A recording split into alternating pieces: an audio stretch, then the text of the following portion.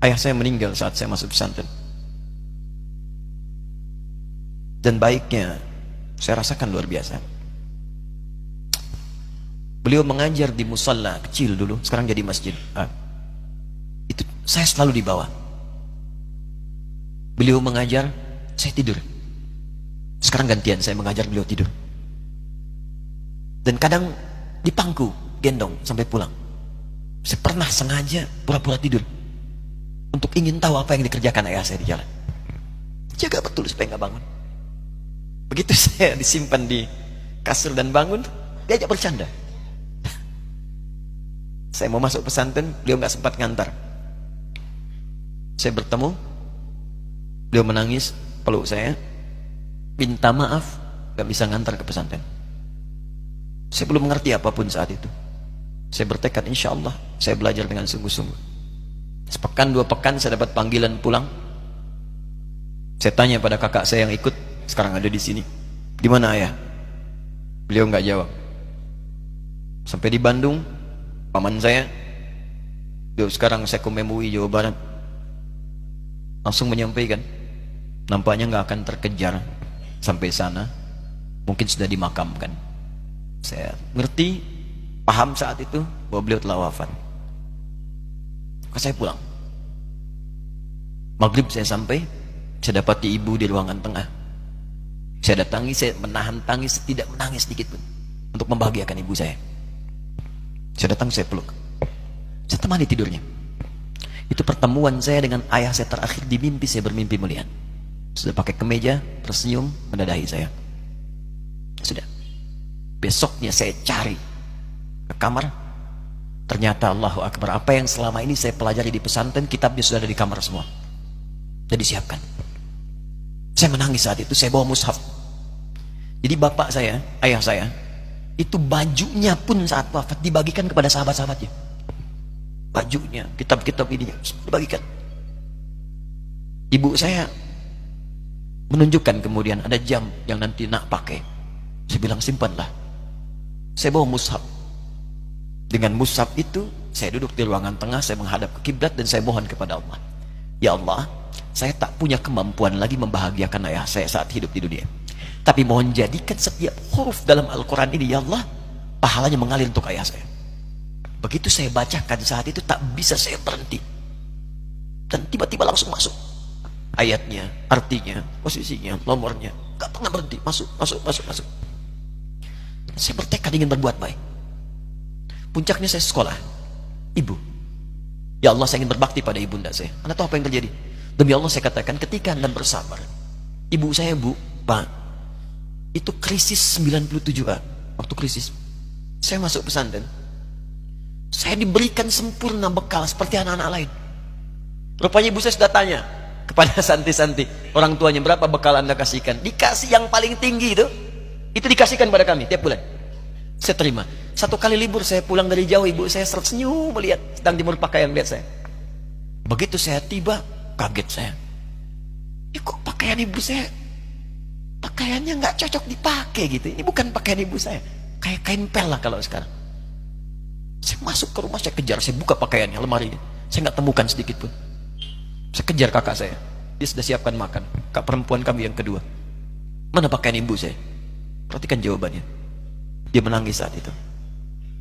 Dia bilang, mama itu telah menjual semua perhiasan dan pakaiannya untuk pendidikan kamu. Jual.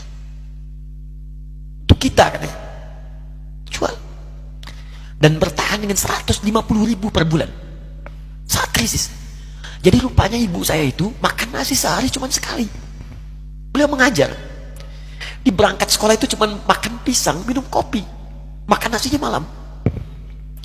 Saya bilang, ya Allah, saya akan ganti baju ibu saya dengan kain ihram, dan saya ganting tangannya di Masjidil Haram.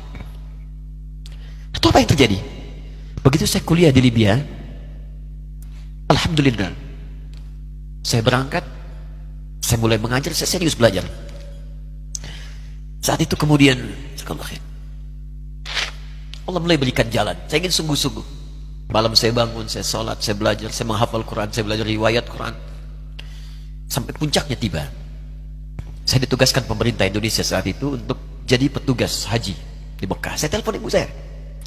Saya bilang, Ma, saya insya Allah akan haji 2010. Saya telepon Februari saat itu. Saya dengar suara, terbayang wajahnya indah, senyuman, bahagia.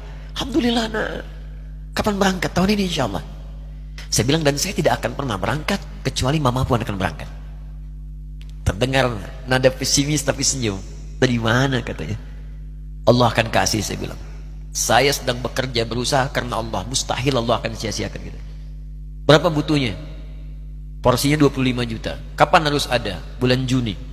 Ya, jadi dari Februari ke Juni itu. Ya, Juli bukan Juni, Juli. Ya, jadi saya masih ingat bulan 7 5 bulan itu. Saya ibu, Pak, nabung saya. Saya beli tabungan, saya niatkan untuk ibu saya haji. Bulan Juli masih setor 25 juta. Jadi semua tabungan masukin situ.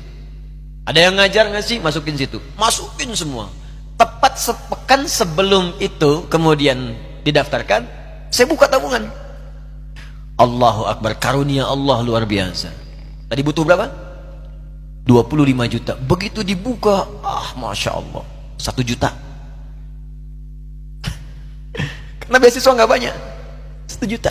Tapi 3 hari sebelum daftar, entah dari mana ibu-ibu pengajian nih KBRI datang. Ustaz, ibu katanya mau haji juga ya? Ustaz mau haji ya? Ibu ikut ya? Sudah nggak usah dipikirin, nanti kami yang pikirkan semuanya. Tiba-tiba dikirim, bayar porsinya di sana, dapat koper paling besar. Bayangkan, tadinya kopernya belum datang, telepon lagi, nak koper belum datang katanya. Saya bilang, Ma, tenang aja, apa hajinya nggak jelas ini? Tidak jelas, saya bilang, insya Allah. Ya. Nah, cuman beritanya berbeda. Begitu saya telepon lagi, Ma, gimana bisa? Nah, telah keluar pengumumannya. Kapan, Ma? 2013. Loh, kan saya haji 2010, nggak bisa harus 2010. Lihat kalimat ibunda saya. Nah, jangan pernah mengambil hak orang lain. Allah kasih 2013, alhamdulillah. Saya bilang, Ma, kita tidak harus mengambil hak orang lain, tapi kita meminta kepada Allah yang memanggil kita. Boleh jadi Allah akan berikan tambahan kuota pada tahun ini. Doa lagi, minta, pulang ke masjid. Tiba-tiba ada sedang oki di Istanbul saat itu, keputusan 1.000. Setiap ada 1.000 muslim, 1 kuotanya. Saat itu Indonesia dapat tambahan 22.000, termasuk ibu saya ada di situ. Ya, acara malam Al-Qadar 27 Ramadan, malam masih ingat betul, saya jadi MC dengan rektor pada saat itu. Saya nggak pernah bawa handphone, tiba-tiba handphone itu saya bawa, berbunyi kemudian telepon itu. Saya minta pada rektor izin, saya angkat dulu, diperkenankan. Saya kemudian ke belakang masjid, saya angkat. Tiba-tiba saya dengar suara sudah menangis. Nah, katanya, kenapa, Ma? Alhamdulillah, Mama bisa haji. Ternyata kuota itu termasuk ibu saya. 5 bulan, Pak. Wena biasa. Nggak bayar tambahan, nggak ada macam-macam, bisa berangkat. Begitu saya berangkat duluan, saya tungguin betul di apartemennya, di maktabnya sampai datang. Begitu sudah datang, saya nggak sapa. Saya lihat dari jauh. Bahagianya saya bisa mengganti pakaian tadi yang lusuh dengan kain ihram. Saya perhatikan, saya ikuti dari belakang.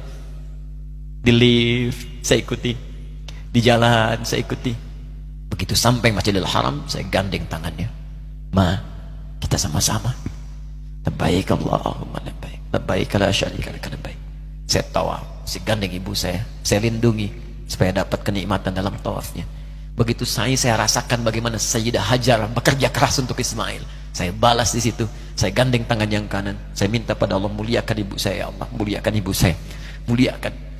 Berikan saya kesempatan membahagiakannya. Cuman yang kanan digandeng, yang kiri kosong. Karena sudah tidak ada. Jadi ketika Anda belajar pun untuk menjadi ulama, Allah akan muliakan Anda. Orang tua Anda akan dapat bagiannya. Yang hafal Quran itu Musa, yang bisa haji bapak ibunya. Kemarin saya jadi Amirul Hajj dari kedutaan Saudi berangkat, membawa 350 orang rombongan. Siapa yang saya bawa? Ahli Quran, yang hafal Quran anak-anaknya. Ahmad Kamil, yang haji, pengajarnya, murabbinya, ibunya, temannya, banyak yang berangkat. Yang berangkat siapa? Calon ulama. Dijadi ulama itu, jangankan sudah jadi, kalau benar caranya, baru bergerak pun Allah pasti akan jaga. Kalau benar caranya. Di satu pertanyaan tadi, pilih mana orang soleh atau ulama? Jangan pisahkan. Karena jadi ulama itu adalah tingkat tertinggi bagian dari orang saleh. Jadi mesti ada yang jadilah di keluarga. Pilih satu mungkin ahli Quran, dua ahli hadis, yang lain dunia, tapi dunia diniatkan membantu ibadah. Jadi arsitek buat bangun masjid, bangun pesantren, pahala banyak. Insya Allah akan dibuka oleh Allah, insya Allah.